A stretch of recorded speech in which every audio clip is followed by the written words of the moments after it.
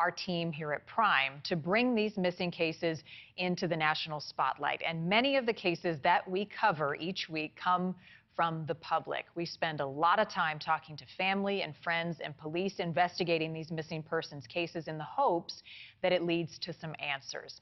In a moment, you will have a chance to join in the conversation and ask any questions or offer your comments that you have about tonight's case. So be listening very carefully as we lay out the details over the next several minutes.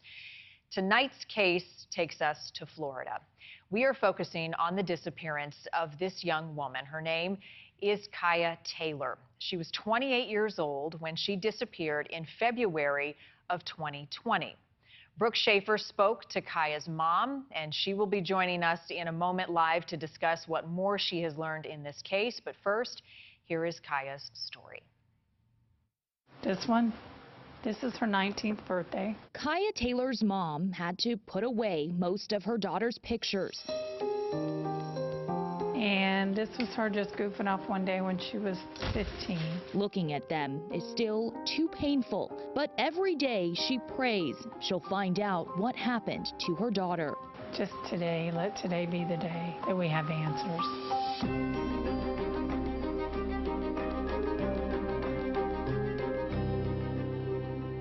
Kaya Taylor grew up in this house in Dade City, Florida, about 45 minutes outside of Tampa. Her mom, Kenitha Taylor, said Kaya was fearless. Kaya was a unique personality. She was big as life, smile, light up a room. She met no strangers. Like everybody always loved to be around her. In February 2020, Kaya was 28 years old. Her mom admits Kaya would sometimes hang out with the wrong crowd. She was living with a boyfriend and a friend about 30 minutes from home in Plant City, Florida. On February 6, 2020, her mom says Kaya and that boyfriend got into a fight. She was supposed to be going to one of the best friend's house because she was upset and she had called her and was crying. But Kaya never showed up at her friend's house. Days later, a friend found her car on the side of the road near some train tracks. Seemingly everything Kaya owned was inside. Everything, her clothes, her purse, her ID, her social security card, her bank card, everything she owned, her phone. When you saw that, is that when you knew Yes. something's wrong? Yes, because she never goes anywhere without her phone. She doesn't go anywhere without the other stuff either, but the phone was the main thing that set me to think something's wrong. Her family filed a missing persons report with the Hillsborough County Sheriff's Office. And that's when Kaya's family found out an officer and a deputy had actually spotted Kaya's car days before that, running and on the train tracks, but no one inside. We tried to talk to the lead detective on Kaya's case, but the Sheriff's Office said Kaya's disappearance is an active investigation. They pointed us instead to a podcast they put together about the case in August 2020. This is Detective Joseph Florio. We did a thorough search of the vehicle, evidence processing wise. We recovered some fingerprints, but they were all known people to have been in the cars. I know specifically that we were able to identify Kaya Taylor's fingerprints in the car. The Hillsborough County Sheriff's Office says they've aggressively looked for Kaya Taylor. Every lead met with a dead end. Basically, most of the detectives in the homicide section at some point have touched this case, whether it be going out looking for surveillance video. We've knocked on neighbors' doors. There were some leads that came out of that traffic survey. Unfortunately, they haven't really come to any type of conclusion on it. They pretty much hit a dead end. In an email, the Hillsborough County Sheriff's Office said they've sifted through hours of surveillance video and interviewed everyone in Kaya's life, including her boyfriend. Was he the last person to have seen your daughter Yes. alive? And he admits to that. From when he saw her to when the timeline of the car was found, he's the last person to see her alive. What do detectives say about that? Is he a suspect? Yes, and no one's been ruled out, but he's definitely a suspect. Nobody ruled out, but still no answers on Kaya's whereabouts. Her mom fears the worst. We just want to know what happened. more so than how it happened or who did it. It's more so let's have closure. You know, we'll worry about that later of who done it and why. But let today be the day, huh? Let today be the day.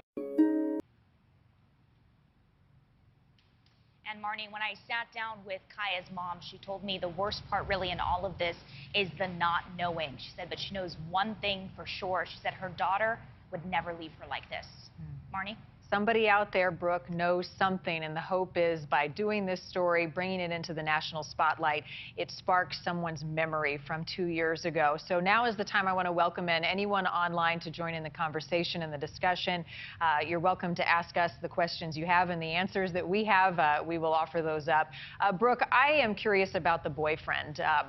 What are police saying, and has he ever been a person of interest? Is there an alibi in his case? Well, unfortunately, those were the questions that we wanted to ask, and we reached out to the Hillsborough County Sheriff's Office. We wanted to talk to that lead detective, and we weren't able to ask those questions. The Sheriff's Office instead pointed us to a podcast that they put together a few months after Kaya disappeared back in August 2020. And in that podcast, I've listened to it now several times to really understand their investigation, where it stood at that point. They mentioned that they've talked to the boyfriend, they've talked to the friend, they've talked to some parents as well, neighbors, and nothing has really turned up.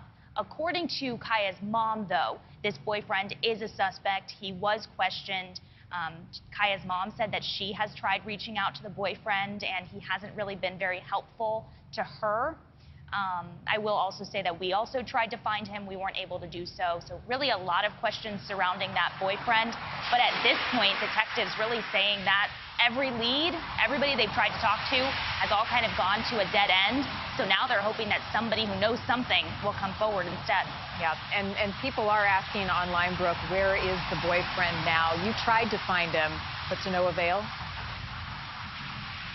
Yeah, I asked the mom if she had a contact number for him. She said she didn't have a phone number for him anymore. We tried to track him down, weren't able to.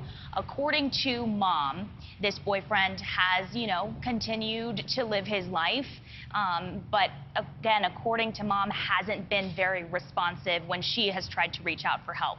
And she said that's something that is very frustrating for her. I think we can all, you know, understand that. She says this guy admits he was the last person to see Kaya Taylor alive, right before she really just seemingly vanished. And for Kaya's mom, she said for him to not be as helpful as she might want him to be, that is incredibly frustrating. Yeah, indeed. I know that you spoke extensively with Kaya's mom. I want to play another portion of the interview that we didn't share in that piece right there, talking about some of the physical abuse that she suspected in her relationship. Let's listen. I think something's happened to her physically because of the choices she was making and the domestic violence that was involved in her and that boyfriend. So she would never just leave me like that. Did mom elaborate, Brooke, at all on what she was getting at there with domestic violence in her past? Well, she did say that as far as this boyfriend is concerned, she said she never really liked him. She just kind of had a feeling that he was up to no good, if you will. So, and she said she expressed that to her daughter, that they had gotten into a couple of arguments about it. Kaya knew that mom didn't really approve of this boyfriend. And she just really just overall said that he just didn't really treat her right. And she mentioned that there was some domestic violence involved as well. Something I do want to add, though, at this point, because we weren't able to ask detectives if he is, in fact, a suspect, at this point, we decided not to name him because there are a lot of questions about his involvement that we weren't able to get answers to at this point. Right. We just don't have that evidence, and we certainly don't want to incriminate anyone to their involvement in this. I am curious, though. Let's talk a little bit, Brooke, about the car. Any signs of foul play or any other evidence left behind? Because it was on these train tracks in a pretty remote area, and the way that it was left there, alarming for all who saw it. Yeah, the car is definitely a big part of this. I mean, everything left behind in the car is what prompted her mom to say something isn't right here. So the car definitely a big piece of this whole case. But really, unfortunately, there was not a lot of anything suspicious inside the car. Really, even to the point that Mom says sheriff's deputies found this car even days before a family friend found it on the side of the road. So sheriff's deputies found the car running on train tracks. Kaya Taylor nowhere to be found. But the sheriff's deputies, I guess, didn't suspect anything too off other than the fact that there was a running car on train tracks. And so they just decided to move it to the side of the road and turn it off. And then a few days later, family, friends were able to find this car and get inside. That's when they noticed, everything was there. Her clothes, her social security card, her cell phone. The cell phone's really the key that Mom was like, something is not right here. Right, and that's peculiar. I mean, a car left running near train tracks with all of the identification inside. You wonder if precious moments were missed and lapsed before the family was able to find it.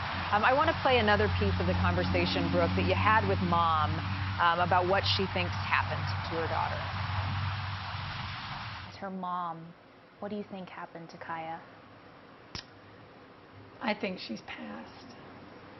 I just, in my heart of hearts as a mother, just knowing her like I did, she wouldn't do this. She wouldn't just walk away from her life. Brooke, it is so heartbreaking to hear the mom losing hope, because in so many of these cases, hope is all that many of these families have to hold on to. How is the mom doing, and what is she doing to continue to try to keep Kaya's story out there? Yeah, well, she said that, they have a Facebook group, they have an Instagram page as well, and they typically post every so often, probably once a month at this point. She said they post something really just to keep it out there, keep Kaya's name out there. They also the town that Kaya grew up in is a pretty small town, so she said that, everybody in town still knows the story, knows Kaya, they grew up with her, and so people definitely know the story. It's just, unfortunately, it seems like every lead that detectives get, it just kind of comes to a dead end. But yeah, Mom told me, she said, the first year she was really holding on to hope. She said it was incredibly difficult to do anything. And now that we've passed the 2-year mark and then some, she said she just knows her daughter, and she said that if her daughter was still alive, that she would have figured out a way to contact her. Yeah. She said, this is not like Kaya to not have called me. And so that's why she just says in her heart of hearts that she thinks that her daughter's no longer alive. But even without that, she says at this point she just wants to know what happened. It's the waiting game. It's the not knowing. It's the no answers. And she says every day she prays, let today be the day. I mean, just the agony in not knowing and having to live this nightmare every single day when you wake up is just horrible. Brooke, I have another question for you. This is again on YouTube. Someone is wondering, are there any other suspects? Though, too, in that podcast, detectives didn't say if there was, in fact, a suspect, but they said that they interviewed and spoke with basically everybody in this area. It is a pretty remote rural area where they found her car, but they said they knocked on neighbors' doors. They talked to the boyfriend, they talked to that friend, and, they've gone through hours of surveillance video, and unfortunately, it just hasn't turned up into anything. And so, yeah, unfortunately, that was a big question we wanted to ask. Are there suspects? Are they really looking at somebody in particular? But the sheriff's office said that really everything that can be said was said in that podcast, and that's what they just kept referring us to. Yeah, and I think it's important to note, too, on some of these missing cases that we cover, police will engage with us and share information. In others, they're a little bit more tight-lipped. It doesn't mean that they're not actively investigating. It just means that they're keeping it a little closer to the vest, but it can be frustrating for a family who wants to get answers. A couple other comments. We've got a comment here from Crazy Coda Bear. Says an empty car running on the tracks and the cops didn't see anything wrong with that ? So I think they sort of think, yeah, what happened? A question, though, here for you, Brooke. Was the area searched with trauma or cadaver dogs starting from the car and the house? That another question from online tonight. Yeah, in that podcast, again, that I keep referring to, the lead detective said that they did bring out bloodhounds at one point to search the area where they found that car. Again, as I mentioned, it was a very rural area, and so there was a lot of grass and all of that, so they brought out dogs. That didn't turn up anything suspicious, they said. They also printed out hundreds of flyers, apparently, with her picture and information. Her family is offering a reward.